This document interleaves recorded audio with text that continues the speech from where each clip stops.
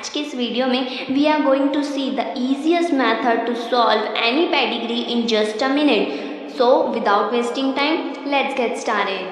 So now come to the point. There are four different type of inheritance that are considered in a pedigree chart. These are autosomal dominant, autosomal recessive, sex-linked dominant and sex-linked recessive.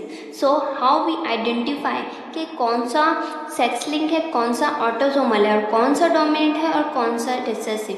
So okay friends, let us assume कि आपको ये वाला pedigree chart solve करना है. तो इसके लिए दो स्टेप हैं. स्टेप वन ये फ्रेंड्स कि आप जो है सबसे पहले अफेक्टेड चिल्ड्रन के पेरेंट्स को देखिए.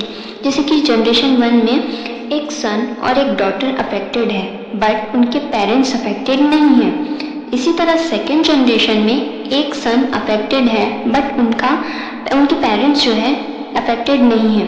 यानी हमें आंसर मिल रहा है नो, कोई भी अफेक्टेड नहीं है पेरेंट्स, तो ये हो जाएगा रिसेसिव ट्रेट. लेकिन अगर हमें आंसर येस में मिलता तो वो हो जाता डोमिनेंट ट्रेट. तो स्टेप वन आप अच्छे से नोट डाउन कर लीजिए friends. All affected children have at least one affected parents.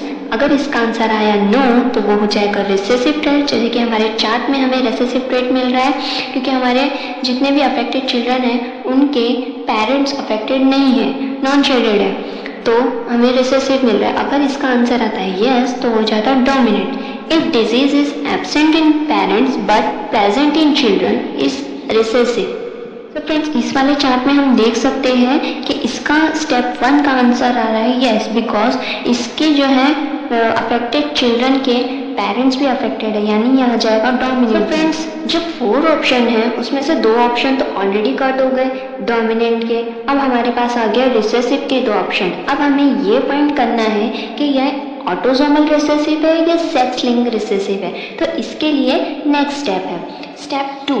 अगर आप को फर्स्ट क्वेश्चन का आंसर नो मिलता है तो फोकस ऑन फीमेल. यानी कि अगर फर्स्ट क्वेश्चन का आंसर जो आपको रिसेसिव मिला है तो आप फीमेल के ऊपर फोकस करेंगे.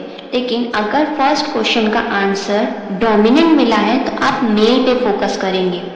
सो फ्रेंड्स इस पेडिग्री चार्ट में आप फीमेल के ऊपर फोकस कीजिए और उसके फादर और उसके सन के ऊपर फोकस कीजिए. तो जैसे कि फर्स्ट जनरेशन में हम देख सकते हैं कि एक ही फीमेल है जो अफेक्टेड है बट उसका फादर अफेक्टेड नहीं है. तो इसका आंसर हमें मिल रहा है नो, तो यानी कि ये है ऑटोसोमल रिसेसिव. लेकिन अगर इसका आंसर हमें आता है यस, यानी कि उसका फादर भी अफेक्टेड और उसके सन जितने भी है वो भी अफेक्टेड होते हैं, और तो हमें आंसर यस आता तो वो होता है एक्स-लिंक्ड रिसेसिव. बट क्योंकि हमें आंसर नो मिला है तो ये है autosomal recessive. I hope you understand friends, इसका आंसर है ऑटोसोमल रिसेसिव. तो ये जो क्वेश्चन है ऑलरेडी नीट में 2009 में पूछा गया था. सो फ्रेंड्स हम एक और क्वेश्चन कर लेते हैं आपकी अंडरस्टैंडिंग को बिल्डअप करने के लिए. तो ये जो क्वेश्चन है नीट 2015 में पूछा गया था. तो ये है वो क्वेश्चन.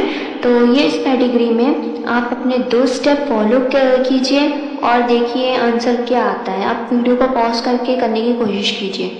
तो ओके फ्रेंड्स, हमारा स्टेप वन है all affected children have at least one affected parents. तो हम देख सकते हैं कि फर्स्ट जनरेशन में एक डॉटर अफेक्टेड है और एक सन अफेक्टेड है. तो इनके जो फादर है वो अफेक्टेड है, यानी कि पेरेंट्स में से एक पेरेंट्स अफेक्टेड है. तो इसका आंसर आपको यस मिल रहा है, तो आप ये डोमिनेंट है. बट आप जो है इतनी जल्दी मत कीजिए. आप सब अफेक्टेड चिल्ड्रन को देखिए, क्योंकि फ्रेंड्स अगर आप इस एक ही जनरेशन को देख लेंगे ना तो इसका आंसर तो हमें यस मिल रहा है तो आप डोमिनेंट में चले जाएंगे और या तो ऑटोसोमल डोमिनेंट या एक्स-लिंक्ड डोमिनेंट आप आंसर लगा के आ जाएंगे. बट इन सेकेंड जनरेशन में आप देख सकते हैं जो सन है उनके पेरेंट्स अफेक्टेड नहीं है. तो ये जो आएगा आंसर, हमारे फर्स्ट क्वेश्चन का आंसर होगा नो, तो ये जाएगा रिसेसिव में. अब हम स्टेप टू फॉलो करते हैं. जब रिसेसिव होगा तो हम फोकस करेंगे फीमेल पे.